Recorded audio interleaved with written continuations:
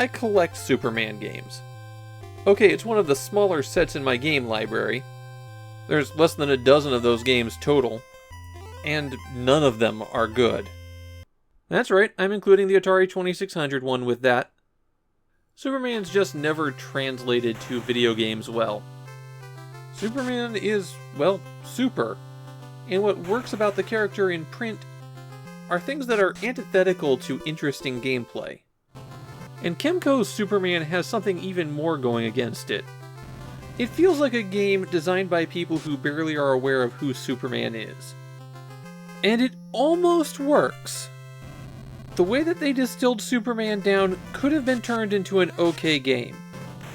Unfortunately, this is a Kemco game, and that means we're looking at low quality all around. The game is very loosely based on the Superman movie series, in which Clark Kent's parents are killed by an exploding planet in a dark alley as they leave a movie theater. He vows revenge on such elements, and one evening while he's pondering how to do it, a super flies through his study window, and he vows to become Superman. The first thing that you do when you start the game up is you enter your last name. Superman isn't disguised as mild-mannered reporter Clark Kent, he's Clark whatever you enter. You also need to select your blood type, and that actually changes your stats. There's a cheat code for this too. If you press up A and B on the second player controller, the blood type changes from RH plus to RH negative, and all of the blood types become stronger. I think this is the first time that we've seen a Famicom game include that belief that blood type maps to personality. Once you're in the game, you start at the newspaper The Daily Planets. No, I didn't misspeak. The newspaper is The Daily Planets in this game. Lois Lane and Jimmy Olsen are there, and they'll tell you to go investigate something. For the first portion of the game, there's something weird happening at the park. To leave the building, you have to go in front of the door and press down, since up is jump in this game. And once you're outside, it's the crime-ridden streets of New York City. This Superman doesn't live in Metropolis. As Clark Kent, you can punch. And that's pretty much all you can do. But if you enter a phone booth, you'll emerge as Superman. And as Superman, you move faster, punch harder, and can use your superpowers. You press the start button to bring up your menu of abilities, and each of them has their own meter. You press the B button to activate your selected power. X-ray vision is used in certain areas where enemies are invisible. The flight power lets you get around the city faster. When you use it, you fly up into the air and a city map appears. Pressing A and B will select locations, and then hit select to fly there. You can also use flight to go to the top of some buildings. The super spin is used to drill down into areas. You'll see patches on the ground that you can drill into, and that'll get you into a tunnel system below. Heat vision's an easy one. You just shoot a beam.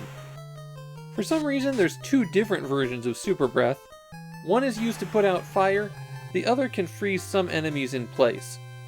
These monsters can only be defeated if they've been frozen first. Finally, you always have Super Hearing active. Occasionally you'll hear cries from help as you move around the city. Pressing select brings up the city map, which is the same as the one you see when you fly. New York City is a pretty big place. The streets are pretty long to walk down, so you're going to need to reference this map pretty often. Most of the time when you're fighting, you just want to use your super punch. It has a strange hitbox. It looks tiny, but it extends far out in front of you. When you defeat an enemy, they may drop a symbol for one of your powers, and that'll recharge that bar a little bit. They might also drop a piece of kryptonite. Green and red kryptonite injure Superman, while blue heals him. If you're Superman and you get beat up a lot, you'll suddenly revert to Clark. You'll have to recover health and then locate a spot where you can change back into Superman. Since you can't use super abilities when you become Clark, you can get stuck in some places if you become injured. In those cases, it's better to just let your health bar run out and continue back at the Daily Planets.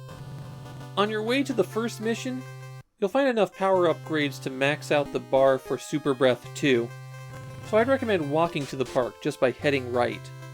Once you get there, you fight your way through this building, and there's a boss in the basement. Punch her out, and Superman has saved the day.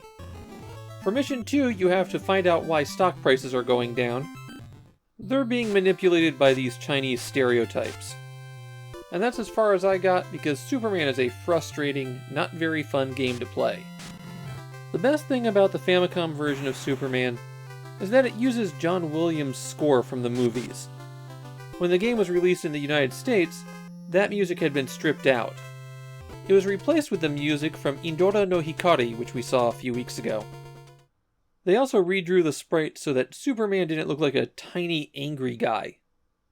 The two big problems with Superman are that the combat's no fun, and reverting back to Clark whoever might as well be a game over. The way that you attack isn't really reflected on the screen, and enemies often seem to pass through things to hit you. And if they wind up inside you, you keep getting hit while you can't hit them. I feel like another month of polish, and this might have been solid. Not brilliant, but good enough. Instead, it's just junk. A game that's really only notable for how weird its usage of the license is.